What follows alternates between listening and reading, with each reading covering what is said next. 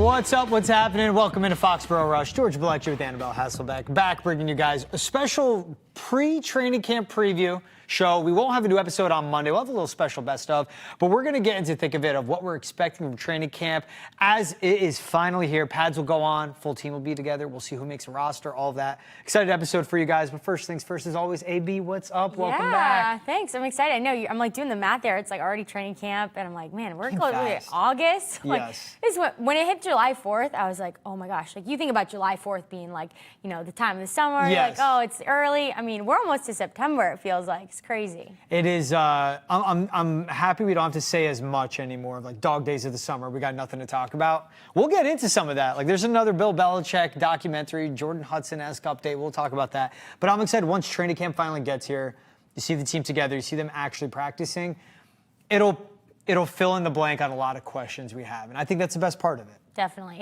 It's you're kind of in that weird in between where you're like, is this too much of an over exaggeration? Are we hyping this up? I know. Are we making crazy claims? But it's kind of what you got to do when the players aren't there. So yeah, it is great to have training camp, and it's some excitement, right? Like the team in the city is the New England Patriots. I was even thinking right before we jumped on the show, like how cool it is that we get to talk about the Patriots. Yep. Right, at all the teams in the NFL, regardless of the last 2 seasons that they had. So I think it's just cool and exciting regardless. It's big for the fandom. I like that you bring that up because last year training camp, part of the narrative was like how bleak it was of the attendance by fans. Like a lot of people have been covering the team for a long time, and obviously we're at the height of the heyday, the Tom Brady, all the dynasties.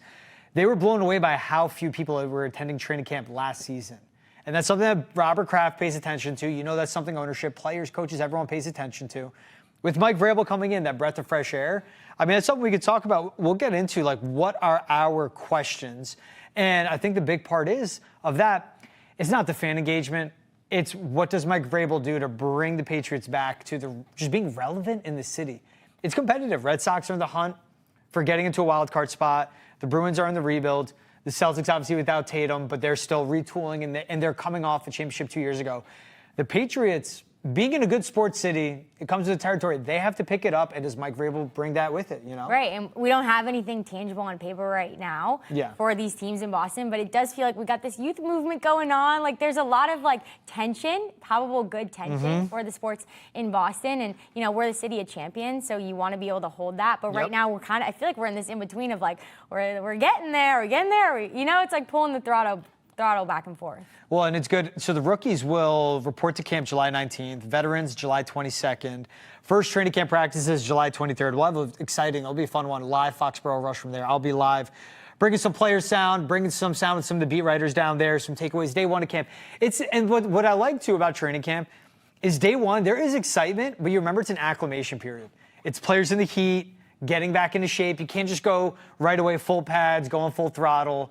They got to bring them along. So there's the excitement, and then you leave day one, and you're like, all right, I want it. What happened? I want the pads to go on. I want more 11 on 11. I was in Seattle for all of training camp last year. The Seattle Seahawks, I was interning with them, and you're so right. It was exactly that. There's this huge buildup. The rookies get there, and then it's like, all right, what do we have? What was the statement from the press conference, or even just what do we see? Okay, he stretched. Like that's what we got out of it. But you know what? You have to take that natural progression up, especially when you might not have the full team there. Yeah, that's what matters, and it's part of that. It's participants.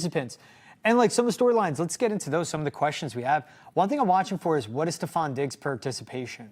Because there are the reports now he could be ready for week one. There's other reports he's not 100% back. I want him 100% as can be, even at his age coming off the injury. But what will he look like out there? That's something I'm watching for. And on top of that, too, is Terrell Williams in attendance as a defensive coordinator. He went through a health scare right before rookie minicamp. He was told, by doctors, Mike Vrabel, just stay home in Detroit and get better. Will he be there? And hopefully he's better, too, because that's something that's just bigger than football. His health, is he okay? Is he there for his family? But he's out there coaching, okay, and then what will be his imprint on this defense? Yeah, I think the Terrell Williams discussion is interesting because with players in the NFL, the moment that they get pulled out of a game, it's like, okay, what happened? What's the situation? Like, we know everything about their health and physical situation. Coaches, it's very different, right? You're not getting those health scares very often, and you're probably not going to get a statement right away because it's a personal issue, right? Like it's a health problem. If they weren't in the NFL and they weren't under that spotlight, you're not going to get the medical diagnosis. So I think at the same time that it's like totally a concern because he holds a high position for this organization. it's also a personal issue, and we can Yes. say, okay, regardless, they're not going to make a statement because he's not a player on the team. It's something, his privacy, it's his health. If he's there, great. And Mike Vrabel will be asked, probably before practice, honestly, is Terrell Williams here? How's he feeling? He'll say yes, no. And that's a part to your extent. With the athletes, we get it in a way, too, of, you find out the injuries. It's part of transparency. There's a lot that goes into it for the athlete injury. When it comes to the coaching aspect of it, you give him the privacy of it. I'm intrigued if he will be there. And also, let's just start with the conversation with Mike Vrabel. So Mike Reese was on ESPN. They were doing a Patriots training camp preview. And here is what Mike Reese had to say about the culture under Mike Vrabel so far. The one word that players kept telling me this offseason when I talked about what was happening there in Foxborough was connectivity. That was the word Mike Vrabel talked to them about. Connect with each other. Get to know each other. And I'll say one other thing. There's a sign in the facility.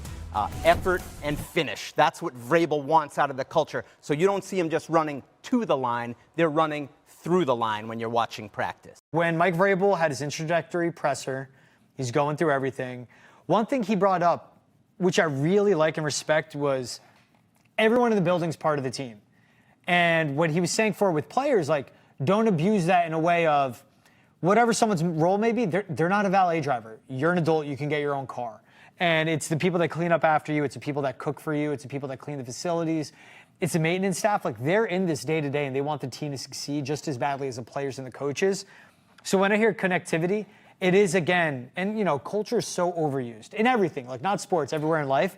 But that's the stuff that matters when I think you're building a culture, is having everyone understand, like, everyone's on the same page, everyone's on that same level, and everyone's working for the same thing. Definitely. Maybe they're not on the field. They want to win a Super Bowl, too, and it's getting the players to lock into that. That's Especially what the when you're says. a brand new team and a brand new head coach, right? Yeah. Like, you have to establish that culture, like, right, what we're saying.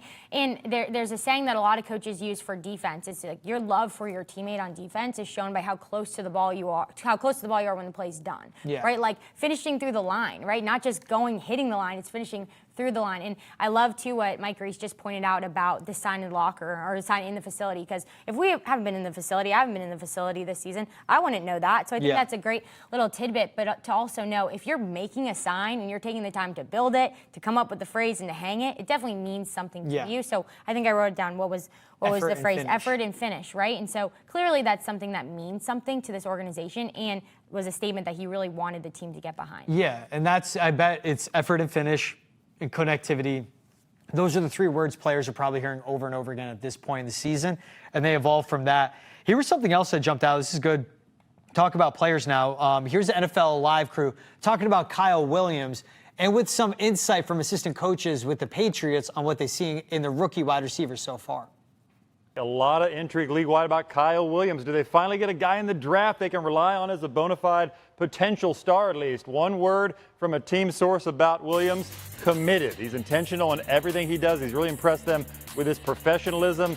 It's been since the Julian Edelman era that they had a 1,000-yard receiver? I'm guessing if they can get one this year, it's either Diggs or Williams. Yeah, Jerry, I like Kyle Williams coming out. I was just concerned about his 29 drops. His hands were somewhat inconsistent, really good play speed. So, again, very bullish on some of the things that you alluded to, Mike, in the offseason. Drake Maye's improvement, what the culture is with Mike Vrabel. But big question is, in terms of their weapons, like Stephon Diggs coming off of an ACL, still not full speed. We'll see how good Kyle Williams is. Kendrick Bourne, they have some other, to me, complementary pieces. But Drake Maye, to get to where he wants to go, they're going to need a full set of weapons. So I do agree to a way, like Kyle Williams, I think he can be a really good player, but he's a rookie in Josh McDaniel's system. There will be that learning curve. Kendrick Bourne and Stephon Diggs at this age and this stage of the career, as Mike Tannenbaum said at the end, they are complementary pieces. Kyle Williams and what he does this year is really important for the whole offense. I think he's a pro-ready receiver. I think he'll be good. But for Jeremy Fowler to say, he's a star, he's very committed, they think they have a bona fide star, eventually down the road, not right away.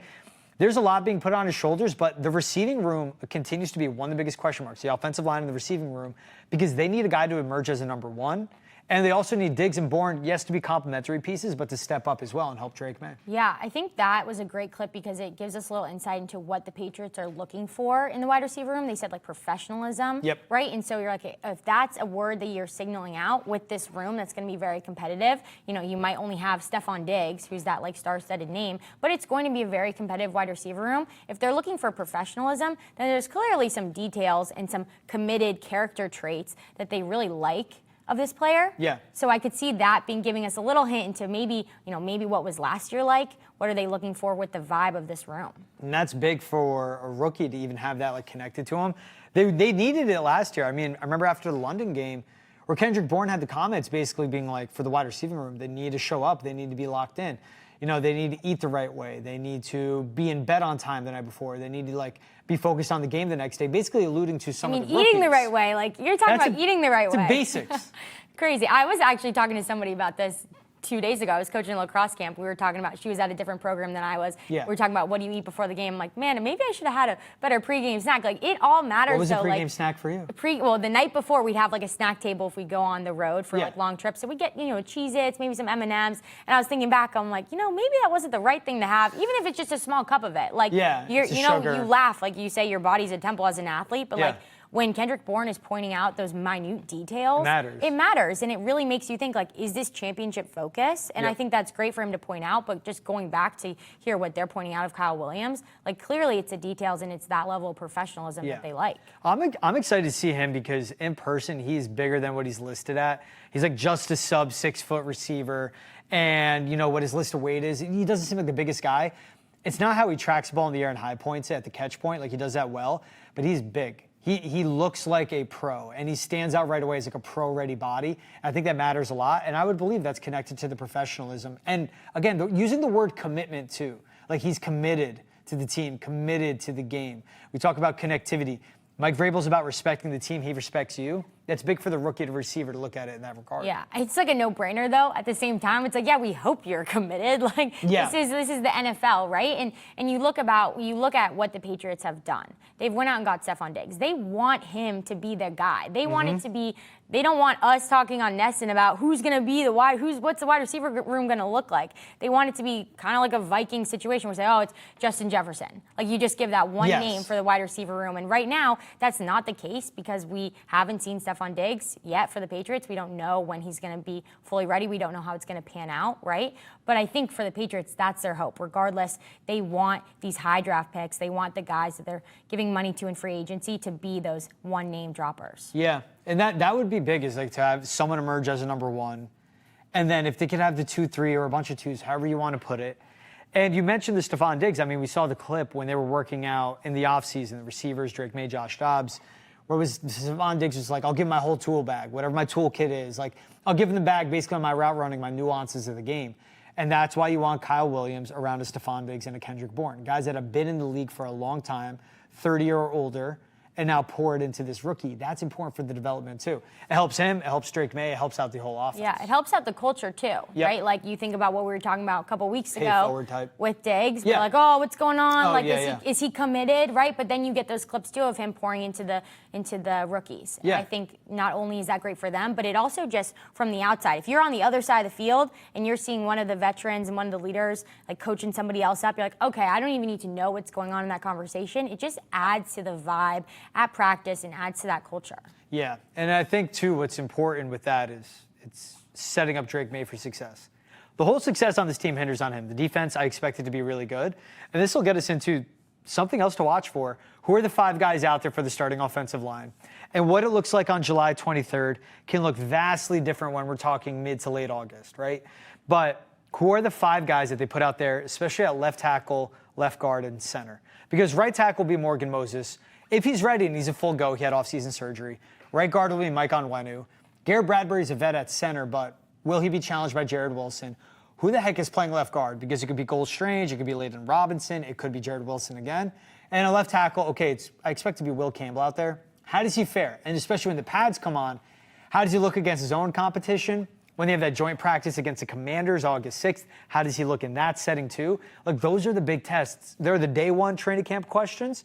And there are the answers we won't find out until week 3, too. But it's important to see that when it comes to the offensive line. I'm excited about these joint practices because I remember Commanders is a great one. I remember talking about these joint practices last season, last training camp, and there being a lot of tension with them. I forget who it was. When it was the Giants and somebody. For the Patriots? There was not the Patriots, but it was other teams, and there were a few like kind of breakout fights. Yeah. But I think these are great opportunities just to get in pads and to go up against other competitors. But I love those, and I get a little hyped up when we say joint practices because competition. you're getting rid of a preseason game. It gives you something else to kind of look forward to. But no, I think Will Campbell's in an amazing situation. They're building veteran guys around him, and they want him to succeed. Like they brought him in for a reason, and just his initial press conference, he's like, "Man, I'm out there to protect my quarterback." I think that adds to, even though we haven't seen him in pads and we haven't seen him really go up in full strength in that way, like you already know he looks the part. Yeah. Like out of everything that's coming out of minicamp and OTAs is like he looks the part and he's speaking like he is a New England Patriot. Now we just have to see what he does in pads. And that's a guy with the reports coming out around the combine, Will Campbell. Like he was a leader of like offensive line workouts. So you have like the top of the top in college. All those guys are alphas. All those guys are leaders. But then you had the one that like everyone was following in his footsteps. That shows the presence that he has and the authority and the leadership, and that's what they want. And that goes into another one. Like, who are we seeing lead it on the field? Coaches aside, the players. And we know what vets we expect to step up. Harold Landry, Robert Spillane, those guys. Milton Williams, Christian Barmore, you hope to see a lot from them. But out of these rookies, out of these second-year guys, who is clicking and who's being a leader on the field? How's Ramondre Stevenson? How's Travion Henderson? How much of a vocal leader will Drake Maye be? Because coming into training camp last year, he was the backup. It was all Jacoby Brissett, everyone expected. He was the backup. Now he's QB1, going back to voluntary workouts. And Will Campbell, how vocal of a leader is he as well? Yeah, I mean, I feel like I have no question when you think about, is Drake Maye going to step up as leader? Like, yes, we saw him do that in season. Got to see it, though. Year. Yes, we saw it. You have to see it. Totally, 100%. But I think the great thing is that now he has that opportunity to do that from the get-go and from the start. And he knows what this team has done to invest in him just by looking at what they did in the offseason and in the draft. So I think that gives you a lot of confidence as a quarterback as well. And for the other guys, they know their role. Like they know all the things that he's done and the work that he's put in the offseason. So yeah, I think the Patriots are in an incredible position for those rookies to step up as vocal leaders. Even Travion Henderson, you look at that guy, and I know I've said it before on this show, but he's the guy who made a serious impact at Ohio State, not just on the football team, like as on the campus as a whole. He was so widely respected and regarded. And so I think bringing that culture into the New England Patriots is going to be a seamless fit. I mean, the draft picks they made, Will Campbell at LSU, Travion Henderson out of Ohio State, Braden Swinson from LSU again, Joshua Farmer from Florida State. Now, Florida State had a really bad season. Joshua Farmer was like one of the lone bright spots on that team. But those are like Power 5 schools, and not just Power 5 or Power 4 now, but that's like upper echelon of the Power 4 schools too, like the top of their conferences with winning cultures, like you say. Obviously, Travion Henderson, part of a national championship winning team. But that's the stuff that matters too. These rookies you bring in from these bona fide programs, from these professional, pro-ready programs. Those are going to be the future leaders, and they're learning from the veteran leaders of the team. And they're being coached by Mike Vrabel, right? Like, I think there's some intimidation factor that comes with having a coach whose message is very clear, not just to the team, but to the people who are outside the facility, to us. Like, it's very clear that someone with a strong force and a strong voice has come in to the Patriots organization. So, yeah, I think there's a little bit of that, like, woo factor with this new head coach. I think that's the one I'm excited about. What do the practices look like? I've seen him under Bill Belichick. I've seen him under Jerod Mayo. And Jerod Mayo, like when it came to training camp and everything, they were practicing hard. They were working hard. They were going longer. I don't think that had any reason why the team didn't perform well. They just were not prepared on Sundays. But how does it look under Mike Vrabel? Like a guy that is all about winning in the details, one possession games, you win in the prep himself, and all about working hard. And we know, like, the amount of posts we're going to have of him wearing a penny, going through a drill. It's awesome. I can't wait to see it, but eventually I'm going to be like, all right, we get it, right? No, but I think it's great, and I think it goes back to kind of that, not fear, but worry about Terrell Williams not being back. And Will Campbell even said, I think in minicamp, he was like, Vrabel comes out of practices just as sweaty as we do. Yeah. And like, that's awesome for players to see. And yeah, there are a lot of other coaches that also come out sweaty at practice, like it's hot, right, in training camp. But it's a level of commitment to the team and getting your hands dirty and being in the trenches with the players that is going to allow him to seamlessly, without hesitation, I'm too good for stepping into another role for this team. Like, he's going to do that no problem because this is his defense anyway. So I think as a whole, that like persona that he carries about going to practice and handling practice the way he does, like we're joking, like he might have a penny on, like that's what's going to give this team an edge. Yeah, and that's what matters, and it's the day one stuff, figuring out. This is a roster, they're going to have 90 guys at camp. I believe 47 are carryovers from last season. So nearly 50% of the roster are new faces. Undrafted free agents, drafted rookies, free agent signings, whatever it may be. But it's what the Commanders did. Like they had, I think theirs was right around 40% of like new people at camp. And we saw what led to them. You bring in a new head coach, you have the bigger rosters that you can work out with in training camp. It allows you to get into that new groove even sooner. We'll take a break here now on Foxborough Rush. When we're back, we'll get into Bill Belichick. More media, stuff he's doing. This sounds like a doc, not Hard Knocks. We'll have more info on that coming up after the break. Welcome back to Foxborough Rush. All right, we'll get into it. So, new report came out. Hulu will release a docuseries covering Bill Belichick at North Carolina. So Front Office Sports reported this. A docuseries featuring Bill Belichick and North Carolina football is slated to be released on Hulu. Talks between Belichick's Tar Heels and HBO's Hard Knocks previously fell through at the last minute. This is now happening. The big part is, okay, why does this work? Right away, so the production company's in charge of this. It's called Everwonder. There had to have been a broker deal where Belichick's like, I want creative control. You get that to an extent with Hard Knocks, but you don't have the full-on say. I bet Belichick's like, I want to see what is aired. I want to see how I'm portrayed. He wanted influence, and there were the reports on Hard Knocks fell through because his girlfriend, Jordan Hudson, she wanted to basically have the creative control over it. Yeah, well, she's probably the one who wants to sign off on it. She probably brokered this deal for all we know. She's like, hey, Bill, so this is what we're doing. He's like, all right, sounds good. Yeah, no, but here's the thing. Like, I think regardless whether or not, I know some people are saying like, oh, I'm not interested at all. Like, you're interested. I'm interested. Everyone's interested. Regardless of whether or not you want to put your emotional attention to it, people are going to want to see it and check it out because, take the Bill Belichick side of it. It's a UNC. This is a championship school. Like, they win in every sport, okay? Yeah. Regardless of what it is. So I think it's great to get the inside scoop just to see, oh, I like their facilities or, whatever it is. Like, people just want a glimpse into what it looks like to be a part of a big-time program in a big-time school like that. Yeah, but the Belichick part adds to it. Like, it's okay. I'm 1,000% invested and interested in what he does this season from the football aspect. If he's winning, how is he winning? How is the team looking? If they're losing, is it in the margins? Are they not prepared? Do they not look like a college team? In a way, does the offense look behind? Is it like all of this matters? And we'll see what we get because, again, he has to have a substantial amount of creative control over this to be okay with it. What is Belichick like behind the scenes? We see the clips all the time, him talking to the team, what his message is. What was the one? It was right after the 18-1 season in 2007. Their first day back. It might have been that or it might be before they kicked off the undefeated season. The team either won a Super Bowl the previous season or just lost. And Bill basically, like the talk to the team was like, whatever happened, this is the new season. And he broke out his rings in a way and was like, this doesn't matter. It's what you do next. I'm interested to see that. There's always, we know what we see on the field. For the guy that, the art of war and how his approach is to the game and how great of head coach he is, what is that mental approach like from him? Like, that's why I'm interested in these series. And it adds to it. He's 73. How is he interacting with a 19-year-old four-star? A 22-year-old transfer portal kid that's getting $1.2 million a year. How is he reacting and working with these guys? Right. It's a totally different situation, the NFL and college. These kids are students. And, maybe that discussion is different now that all the NIL is here and it's they're really kids, more though. so like right, they're kids. Even though it's looking more like professional sports with all the money, they're still kid and you're still young and you've got school and you got a social life and there's all these different things that are part of just college. So it's also how are you going to lead these young men, and just all the extra factors that come with it. Yeah, and that's part of it too.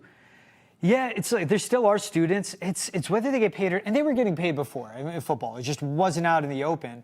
It's that these are still people that are 21, 22, and they haven't seen a lot of like life, you can say. There's like the jump I made when I graduated college at 22 to when I was living on my own in Missouri for 3 years, and I was like 27 when that wrapped up. Like, yeah. Age 25, 26, 27 for me was much different and more growth. And that's what you get in the real world. It's still college on the campus, but this is also a guy that is a savage with roster decisions, right?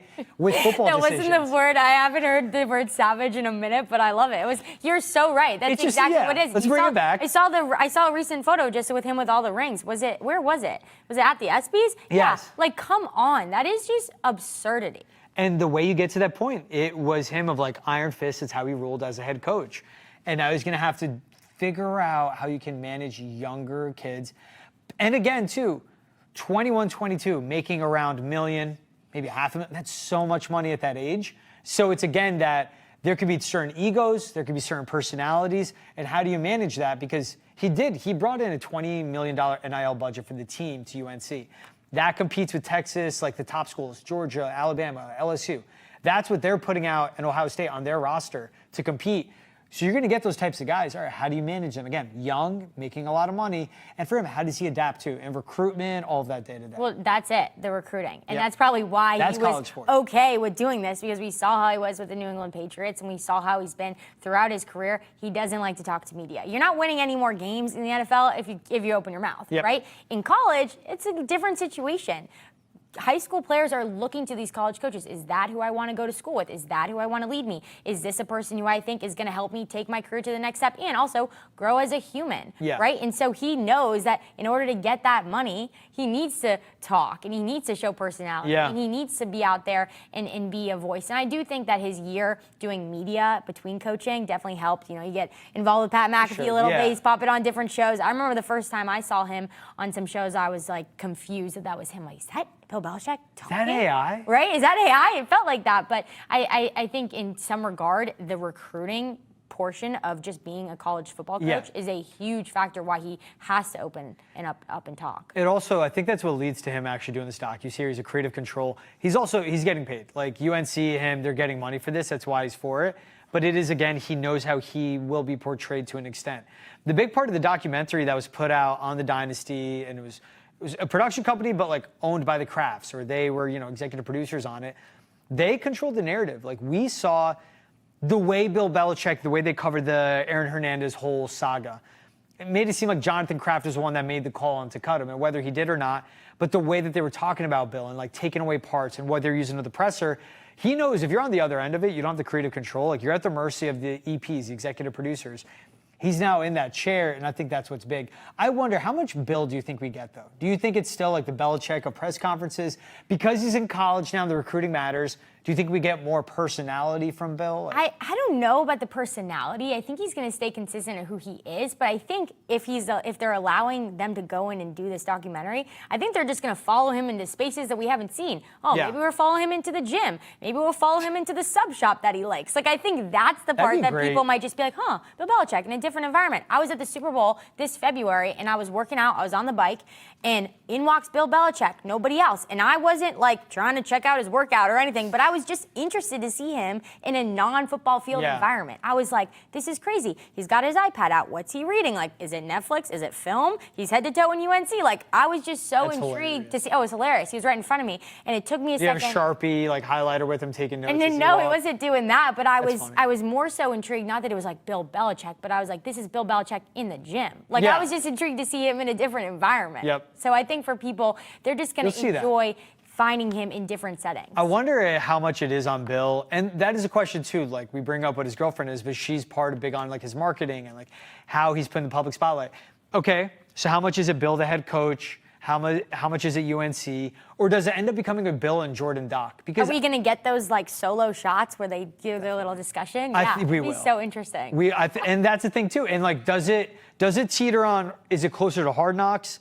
Or is it closer to like Real Housewives of UNC? Because that's where it very well can go too. But Bill Belichick's a headline that gets people to tune in. She's got great outfits. So you can't rule it out. She's got the style. A lot of lobster, a lot of main plugs. I'm interested in this, how much Bill we get, and how I'm thinking of the last doc, like the wide receivers doc. I enjoy it. I do get oversaturated like football content to an extent though. So it's like I'll get 2 episodes in, I'm like, all right, I'm good, because it's just like another Hard Knocks. With Bill, it's like, all right, how many episodes are you hooked? Is it right off the bat? But that's why it's nice, even with the wide receiver and in the quarterback documentaries, to have the wives and to have them be interviewed. And maybe even too with Jordan, like it might give you another side of Bill that you've never seen and give that perspective. I know I recently saw a clip that Kirk Cousins had done, and it was his wife speaking, and she was giving the perspective of when he came home and they realized that they were going to bench him. And I was like, oh, that's a really unique perspective. And it does add that non-football environment piece to the documentary. So, yeah, I think it'll feel like a little bit of both. No, I like that part, that like behind the curtain, the home life. It's cool to see that access. What I'm saying is like, it was just the straight up wide receivers. Like it was being football. I'm like, I'm good on football content on this, But to add to that, I do like to see it all the time too. It shows him as a person. And that's a great thing. Like, does Bill let the cameras follow him home, follow him? To your point, the sub shop. Like, how does he interact with people that are making him the sandwich? Whatever sub shop that is, it's going to be blowing up. Good for them. Good for them. Good for Chapel and that's Hill. a Bill Belichick boost in the local economy. I feel like going back to like my local news days on like the There local economy boost from this stuff. We'll take another break here on Foxborough Rush. When we're back, we'll get into best wide receiver talk in the NFL. Randy Moss, you'll hear his opinion on it. We'll get into some rankings, some fun stuff that's coming up after the break on Foxborough Rush. Well, first of all, big fan of Justin's. And the reason why, because I've always been a fan of a complete football player where you can score from anywhere on the field, and Justin brings that to the table. I think when you look at the overall picture of how they changed the game, you done added a game, you done take the less runs out the game, so you're throwing the ball. For him to go down as the greatest, Viking and arguably the greatest wide receiver to ever do it, I think I need to see more of Justin getting in that box, because I think I heard Chris Carter talking the other day about somebody calling him underrated, but he's 4th all time of getting in that end zone. So I think at our position is not about the yards. The yards is what gets you the likes and the hearts and all of that. But if you want to really be legendary, this is speaking for all wide receivers, not just Justin Jefferson. You got to find ways to get in that end zone and bring the fans out of the stands, up out of their seats. So, but to answer your question, Michael, I think Justin Jefferson is on pace to be arguably the greatest ever and definitely the greatest Viking to ever do it. That's awesome, because Randy Moss himself was one of the greatest Vikings to ever wear that uniform too. And when he was in the game, the best receiver in the game too. I love that he's saying Justin Jefferson's number one. I agree. I think by far and away he's the number one receiver. But I like his point too. He's like, it's not about yards. It's about getting in the end zone and scoring. And like that's what football is. It's scoring points. That's what the point of the offense is. You could rush all you want. You could have all the receiving yards, passing yards, whatever. If they're empty calories, it doesn't matter. What matters is the touchdowns. It's like in soccer, like random sidebar, I was getting in a discussion with someone, like, I don't know soccer that well. They played college soccer, and I was like, Messi or Ronaldo? They're like, what do you think? I said, Messi. They go, you're right, because he scores goals. That's it. Like, Ronaldo, probably all-around better player, but Messi, what is soccer about? It's winning 1-0, 2-1, whatever. It is. You can do all the right stuff. If you don't score, what does it matter? Definitely. It's the scoring and the parity. He mentioned, like, the fans. Like, to be able, like, the best ever, right? Like, depending on what the stats are, that can be up for interpretation, and everyone's going to have their different opinion, but it's all about that hype. It's all about what do you bring, and Randy Moss is that player that just encapsulated that completely. But I have to ask you a question. You said empty calories. Yeah. Is that a saying? Give me an example of like a food that's an empty calorie? Oh, well, there's like the bad calories. I'm thinking like a chocolate bar, but like that's what kind of the empty calories. It's empty calories. Like you should be eating something good. Okay. It all depends what your goal is, you know? Gotcha, okay. And the yardage in certain aspects or the receptions, they could be empty calories. Like, get away from it. Like we were talking about nutrition. Sometimes not the M&Ms. Sometimes at church they're like, hey, the bread is an empty calorie. Like, that's fine. We're blessing it away. So that's I didn't know if it was the same thing. Kind of same. The body of Christ is plenty of calories. In my opinion. That's not bad. No, bread could be fine. That's carbs. It fuels you. But it's like the sugar, you know? Gotcha. The dense stuff. I gotta ask about that. We want nutritious stuff here on Foxborough Rush. We'll save the food talk for another episode. So, but I agree. Like, so when you look at top receivers in the game, is it Justin Jefferson to you? I don't want to name anyone else because I always do that, and then I end up feel like someone feels like, you know. So is it Justin Jefferson one? Is it a fill in the blank? Who do you have like? Yeah, 1, 2, I 3? mean, I think you have Randy Moss out here saying that Jefferson. Who are we to say he's wrong? Right, exactly. And so I think if you have someone like that who's coming out and saying that, yes. But I would agree. I think, you can say Jamar Chase. Yep. At the same time, I think there's a huge, discussion there as well. But I just think you're not going to get that clip very often from the greatest of all time. So I think you got to go with Justin Jefferson. It's Justin Jefferson for me. I think it's Jamar Chase too. And that's game-recognized game from Randy to Jets. And then CeeDee Lamb, A.J. Brown, Amon-Ra St. Brown, to me, that's the top 5. And to the point, though, I talk about yardage being empty calories, like Amon-Ra St. Brown, elite slot receiver. shorter to mid down the field, but knows how to get open, is good after the catch, is great with contested catches, and he scores a ton too. I think A.J. Brown, when he's healthy and he's on the field, he's one of the best athletes. CeeDee Lamb's one of the best route runners. Jamar Chase, the ball in his hands after the catch, it's like a running back downfield. His athleticism, his size, his strength, he can run through guys, he can blow by guys. I mean, he was a Triple Crown guy just this past season. He's amazing. The top 5 receivers in the league, to me, is, though, like Jefferson and Chase are tier 1. Yeah. I would have C.D. Brown tier 2. And then Amon-Ra St. Brown, to me, starts like that tier 3 of receivers. Yeah, I definitely have A.J. Brown there because the Eagles weren't Super Bowl contenders without him, right? And so he's coming off a Super Bowl, so I feel like you have to give it to him. And he's reading Inner Excellence. Like, who knows? Did you get that book? No, should I get the book? I haven't got it. I was going to ask if you got it. I don't know. Well, maybe we'll both get it, and then you don't know what's going to come from. You can do a book club from either episode? Book club, yeah. You just read Inner Excellence for an episode of Rush. Yeah. I think it'd make great TV. Great intel. But I don't have CD because I think if he wasn't at the Cowboys, we wouldn't be talking about him. Okay. If he was at Tampa, if he was anywhere else, I think it's mainly just that hype of the Cowboys. He did perform well when Dak was hurt. Yeah. So, that gives you some positive on that side. But I think, I don't have him in the top 5 per se. Yes, he's definitely top 10. Yeah. But I wouldn't put him in the top 5. But I definitely would have A.J. Brown in there. So, CD is an elite number 1. But, yes, I get the difference between top 5 and top 10 in that. The guys I exclude, Mike Evans is one of the best receivers of all time in the game. It's just 1,000-yard season after 1,000-yard season. I thought he'd be too old going back 10 years ago. Not really, 5. But he keeps doing it, playing at a Pro Bowl level, and he's just an excellent player. Remember the guy that he was teammates with Johnny Manziel in college, and look at what his career, Mike Evans, has been. Super Bowl winner, Tom Brady, great target for him, Baker Mayfield. That's a guy I could see in a top 5 argument. The one that gets me, I think he's on the cusp. I put him outside looking in. And I just think that he has regressed when it comes to his raw athleticism and speed. It's Tyreek Hill. When he was at his peak Chiefs, when he first got to the Dolphins, he was 2 or 3 in the league. And that depended if Justin Jefferson was in the league or not, but he was 2 or 3. But now, his raw speed has gone away. He still makes an impact weeks 1 through 6. We just see it later on in the season. And part that makes you a great is your availability. And Justin Jefferson, banged up last season. But when he was playing, he's still averaging over 110 yards per game pretty much. The quarterbacks that he has had since he came to the league weren't the best, but he's been elite, and I think that matters too. Yeah, I think Tyreek Hill, just going off of that point, regardless of whether or not he's 1 or 2, he's still grabbing the attention of those defenders, and he's still making teams, regardless if he's getting the ball or not, draw attention to him. At the same time, you talked about availability. This dude is a guy who basically quit on his team last year at the end there. Right. So it's kind of I think also in this discussion is what kind of teammate are you, right? How do you handle that? But I like the Mike Evans. He's not a diva, right? Contrary to the whole Tyreek Hill situation. And too, you mentioned it, what he did with Baker Mayfield. He helped kind of resurge his career in a sense too, and really did help Tom Brady in that Super Bowl. And think about how much that matters. Mike Evans in that rare part of being an elite receiver, not being a diva. Same when we talk about Terry McLaurin. With him being upset with the Commanders, I was like, wait, Terry McLaurin's talking in the media? Right. Saying something bad about the team? Right. He's putting a spotlight on him. But rightfully so. I want to see the guy get paid because he put his body on the line for the game and he deserves to get paid, and I get it, and he knows how valuable he is. That's part of it too. And Justin Jefferson, Jamar Chase had his holdout. And he'll have some quotes in the media, but it'll be get me the ball, but it's he plays with Joe Burrow. I don't think it's that bad. Justin Jefferson, everyone knows who he is, but it's his talent. I think an underrated aspect of him, not much diva there. And the Vikings have handled him the right way, though. They went out and paid him well before they had to.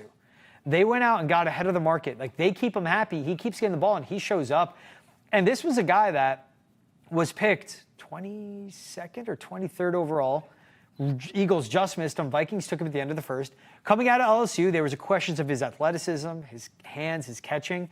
He's only 6 foot. I'm saying that as a short king. He's only 6 foot. You forget he's 6 foot. He plays like he's 6'4". And that is a guy, when he's on the field, you see how good he is, his catch radius. As Randy Moss pointed out, he can line up wherever, catch the ball wherever. He's not a one-trick pony. He can run every single route you need. And he is a dynamic game changer. And I think that's what puts him 1. And I like that you point out, though, talk about guys that aren't divas. Justin Jefferson, under the radar, not a diva for the receiver position. Yeah, I just want to know what's in the water at LSU, in the wide receiver room. Malik Neighbors, there was Odell Beckham, Justin kind of Jefferson. Amazing. You could go You could do Jamar a Chase. whole docuseries on that, right? Oh, man, I'm blanking. Landry Fields. Wild. Yeah, was it Landry Fields? Randy Moss's son. Yes, he went there. That's Landry also Fields was a another wide receiver reason with the why he probably Dolphins. was going to give some love to Justin Jefferson. He's giving love to the Tigers. To the Tigers and to the Vikings. Well, and Randy Moss said at one point, too, he's like, he could be better than me. And I see it, though. Like, that's one where you watch him, and he's one of those rare talents where you're like, and it's what we see with Mahomes. It's what we see with Josh Allen now, especially the last 2 years. But, like, Mahomes right away, his first year as a starter, I was like, I think we're going to watch an all-time talent. And I was saying this when I was working in Missouri, and people were still kicking back, like, oh, come on, John Elway. And I was like, I'm just saying, like, this kid's special. That's what we see with Justin Jefferson from his rookie season, from the first time he's starting on. You see the flashes that makes him not just the best receiver in the game, but you see that foundation that he can become one of the best receivers all time. Yeah, and similar to Mike Evans with Baker Mayfield, like now look at where Sam Darnold is with the Seattle Seahawks. If he didn't have the season he had in Minnesota, he probably wouldn't be the Seattle Seahawks starting quarterback. And that's a huge help from Justin Jefferson. So being able to, and I think you mentioned it earlier, like being able to produce in that way with not an Aaron Rodgers, right? Like it's pretty incredible. Yeah, I mean, Sam Darnold had the resurgence season in Minnesota, and I was so impressed what Kevin O'Connell did to get Sam Darnold on the same page. But also what helped is Justin Jefferson, Jordan Addison, Jalen Naylor. And what adds to it, too, is the Vikings drafted Justin Jefferson. Next year, they got Jordan Addison. I think 2 years later, they drafted Jalen Naylor. That's a really good wide receiving room. We know who is the straw that stirs the drink, though. Like, Jordan Addison produces. He could be a wide receiver one on a lot of teams, and he produces when Justin Jefferson's out. But when you have Justin Jefferson on the field with you, that opens up a lot for a guy like a Jordan Addison. Yeah. He, like to your point with Sam Darnold, the same with the receivers, makes the players around him better. Right, and this is like literally, the Patriots want to copy and paste this model with the Minnesota Vikings into the Patriots. They want Stephon Diggs to be that guy. Yeah. So that the other guys can, maybe have some freeness to them and they can produce when all eyes are on Diggs, right? Like this is really what we're seeing. Like they want this wide receiver room for the Patriots to be, oh, it's Diggs. Like they want it to be that one name like we're talking about Justin Jefferson, but we'll just have to wait and see. It adds to that too of, it's also how they constructed it. Again, Jefferson, Addison, Naylor drafted. You go with the Cincinnati Bengals. It was T. Higgins before Jamar Chase, same draft as Joe Burrow. Then it was Jamar Chase. Now they have Andre Osivach. It's how these teams build these rosters and these receiving rooms. You got to keep drafting them. And that's, I like the point of this Stephon Diggs. If he mentors Kyle Williams the right way, like Kyle Williams could be that, oh, remember when they drafted Kyle Williams? Then the next year they got this guy. The next year they got this receiver. That he could be the foundational piece in the receiving room. Yeah, I like that you set that up because it really is a copycat league, right? And so I think, if Stephon Diggs has a trajectory that the Patriots are hoping, you will probably see that from the top picks that the Patriots took in the draft. And it's great, too, you think about all the great receivers through the league. And it's one of those positions that continues to grow. Like later on the draft, you find high-impact guys. It's a growth of flag football. It's a growth of 7-on-7 football. It's a growth of basketball players now taking up football because, to me, those are the best athletes on the world. You put them on the outside, they succeed. Hey, I'm with you. I played some hoops in the day. Exactly. Case in point, greatest athlete I know is Annabelle Hasselbeck. Hey, clip that. You heard it here first from George. Literally, first. It's facts, not opinion. That's not a hot take. That's just a solid, well-thought-out take. But it's how deep where, right, you go, I don't think CD's top 5, but he's top 10. I'm like, yeah, I can see it. Garrett Wilson, you can put him in the top 5. Puka Nacua could be on his way up there. So it's like Justin Jefferson is part also of this like young age receiving. Every team in the NFL just about has that elite number 1. Patriots don't. But you look in their division. The Bills don't, the Patriots don't. But then you have Garrett Wilson. You have Tyreek Hill, even though he's older, is still there. They have Jalen Waddle as well. You're seeing how deep receiving talent is in the league now. And how young it is, too. Right, and I think even when you brought up Garrett Wilson, like some of these names and we're talking about top 5 and top 10 and who's the best to ever do it, it all comes with like what you're associated with. And Garrett Wilson, you're associated with the Jets. So it just doesn't help your case, right? And so I think when you have these big discussions like that, a lot of it comes down to like what's the sense around your team. And it adds to the depth, too. Like Puka Nacua is now learning from Devontae Adams. I cannot wait to see the jump that Puka Nacua has in his game. Devontae Adams is one of the best releases off the line of scrimmage I've ever seen. And that's a guy, too, that coming out of Fresno State took a year or two, it might have been 2 seasons, to really like break out. And then we think about 2018, it was really 19, 20, 21, when he was like, okay, is this guy the best receiver in the game? And Devontae Adams, that is the hard work, that's his talent. Athletic, but it's his technique and fundamentals that really like made him take his game to the next level. it's cool to see a guy like that that'll pour into a Puka Nacua. And then eventually, like, he could be in a top 5 conversation. Again, it's a guys where you see the foundation, where it doesn't sound insane to say that about a Puka Nacua. It doesn't sound insane to say about Justin Jefferson that he could be the greatest wide receiver of all time because we see the talent, but then the work ethic that matches it. Yeah, and you got Randy Moss on tape shouting the praises. Again, I'm not going to disagree with the GOAT. I'm not going to disagree with the GOAT. We'll take a quick break here on Foxborough Rush. When we're back, we'll get to the mailbag. We'll be talking some Robert Kraft versus Bill Belichick, the latest in that, and some more Patriots roster talk as well. It's coming up after the break right here on Foxborough Rush. Welcome back to Foxborough Rush. George Balekji, Annabelle Hasselbeck. We're going to get into the mailbag now. All right, let's start with this one. Marvel MCU sucks. Okay, big. That would make you a. What's the opposite of Marvel? Avengers? I don't even know. DC fan. Thank you to our producer, Brendan. That's how much I know about superheroes, okay? My sister was into that. I was born like the Barbie princess vibe. I was born in the thick of Marvel, MCU, DC. I watch all the movies. They're entertaining. They're awesome. I watch them on the plane. Like, that's when I'm like, okay, this is my time to watch. I noticed that. Side note, this isn't part. You know what? This is what I love about the mailbag. We're having this convo. I realized the other day, the only time I go watch a movie is on a plane, and I need to change that. You know, movie experience in theaters occasional is nice. movies are great. Okay, movie theater is actually something I need to get back it's worth to. It. It's an experience. I hate going. My pet peeve though is movie theater in the middle of the day. Can't do it because it's light out and then it's dark when you leave. It's like a waste of the whole day. If it's at night, like I'm all there, but I will never go to a movie. 1,000%. I love that logic. Thank you. I could flip this table. We could. This table is shaky. We could flip this table. Do you ever? Last one. Movies by yourself in a movie theater. Ooh. I don't think I could emotionally. I've never done it, and I don't think I could do it. Why? I don't know. I feel like I'd want to. I feel like it's worth it to go there with someone. All right, fair. You will not catch me at a movie theater. You can find me in a movie theater by myself. If I do, check in on me. All right, that's great. I'm gonna walk in by myself. You'll be in there by yourself. Be like, Annabelle, let's go for a walk. Let's go for a walk. All right, so we'll get to the comment. He goes, so wait, let me get this logic straight. Since Tom Brady and Bill Belichick decided to stay at the end, Robert Kraft can't take credit. However, if they did leave, then I bet it would be on Kraft, so it's a lose-lose agreement. Bill was lucky that he got hired because he could barely win without Brady. Bill Belichick was winning football with the Cleveland Browns. He took them to a playoffs, won a game. Next year they dropped off. He was fired because they made the move from Cleveland to Baltimore. But then also, so he was winning without Brady. And then once Brady left, though, the game passed Bill by. But if they did leave, I bet it would be on Kraft, so it's a lose-lose agreement. Brady leaving was on Bill. He did not want to pay Brady $25 million a year. Robert Kraft's like, fine, you have all the decision on football. I'll go with you on this one. And he relented that decision. They all were important for one another. Like, Robert Kraft is a very good owner. He's done a lot. But it's the way that they, like, through the media, the pettiness, too, of Robert Kraft trying to, like, take credit for Bill's success. Bill undercutting Robert. I said this last episode we're on, like, they're both arguably the greatest owner, and he is the greatest coach of all time in pro football. Guys, everyone's giving you your flowers.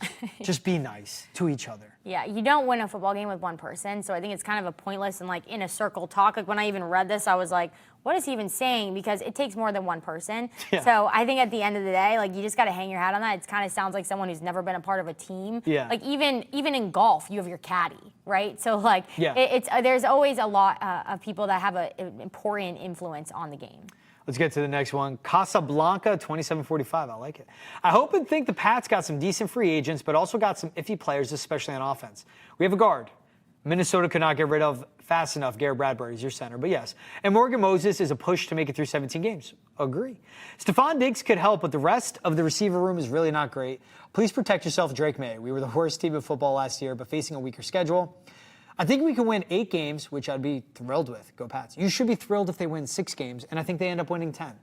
Hey, that was just a good observation by Casablanca. I just want to give him a shout out there. Yeah, I think he's got to give more credit, though, to the free agents, right? Like, yes. The Patriots didn't keep David Andrews, who they respected a lot. Garrett Bradbury is a very highly regarded. Younger, healthier. Right, exactly. And that's what you want to do. If you can go younger, healthier, and probably less expensive, you're going to do it. But I think people around the league know that about him. So I think this guy's got to give a little more credit to what the Patriots did in the offseason. Decent free agents, too. Carlton Davis is a cornerback 1. Milton Williams is a DT 1, but he'll be with Christian Barmore. Robert Spillane's a really good off-ball linebacker. Agree with you. Give some more credit, please. But Casablanca, well thought out, healthy thought there. JLW260 on Keon White. I don't believe Keon White is a good enough edge rusher. He is more like a situational inside pass rusher on third downs. At least 3rd and 6 or higher. Big mouth with no production ever under Bill Belichick. Facts. Drake Maye was not good with either Keon on the edge. Big mouth and no production even under. He was really good with Bill. And what I like about him, he's a piece. You can rush him inside. You can line him up on the edge. He's situational. He's also like matchups and assignments, which I think is great. I think Keon White will be good. I don't know, great. I think he'll be a really good pass rusher. And I like you don't have to label him as an edge rusher. His fit on this defense, though, I feel like it is as an edge rusher just because of the D tackles they have. And they really surrounded him with the right veterans, right, for him to grow and mature and to learn from. And also just learn from the new coaching, right? We came out, we played the clip. He didn't mean to throw shade at Drake Maye, but he was like, man, I feel like I'm really getting coached. I'm learning different things. He wants accountability. Details. Right. He wants to be coached. There's some hunger there, and I think that's exciting to see, especially a player who has the confidence to know that they're not where they think they can be. Yeah. And here's the next one. So this is on Milton Williams from Billy Covington. Oh, very proper. I've always liked Mr. Williams when he was an Eagle, and I understand why he left because of free agency, and it was a good move for him. He was a player that played the game and played well with his line mates, and the city loved him and the effort he put into every game and every season. The Patriots got a very good player and a very grown man. The respectful attitude he learned in Philly, they are not just players, but brothers and family, is what, again, Mr. Williams will bring to New England. If we got here together, then we will lose or win here together, and that's what Mr. Williams brings to the Patriots. I like that. Good luck, Mr. Williams. It's like a poem. This is so nice. It's so nice. I mean, we should frame this and send it to him. I know, I kind of want to. Billy Covington, very nice comment. I like that. And one, we got here together, we'll lose together. And that, let's rope it back to what we started with. That's connectivity. Where you're like, dude, I'll die with you, I'll succeed with you. I think that's what's really important in sports or any, teammate or teamwork type setting. That you want to work hard also because that person next to you is in the trenches with you. And that's awesome. I hope Milton Williams brings that. Yeah, I mean, I'm all about this take. You could just frame this just like Vrabel has the other signs, and they're like, that's what you want, high character in your locker room. Put this YouTube comment, frame it. Yeah, YouTube comment, put it in the facility. And then put in the quote board, Annabelle Hasselbeck is the greatest athlete I've ever met from George Balekji, Fox for Russian Data. Thank you, George. Appreciate She's you. AB, I'm GB. Always appreciate you coming on, AB. We're going to go to the movies, separate theaters, alone, and we'll talk after. I'll have her experience that. If you guys always make sure to tune in every Monday, Wednesday, Friday, Foxborough Rush, special live from training camp on Wednesday. Can't wait to see you guys there. For now, thanks for the comments. We'll see you guys next time.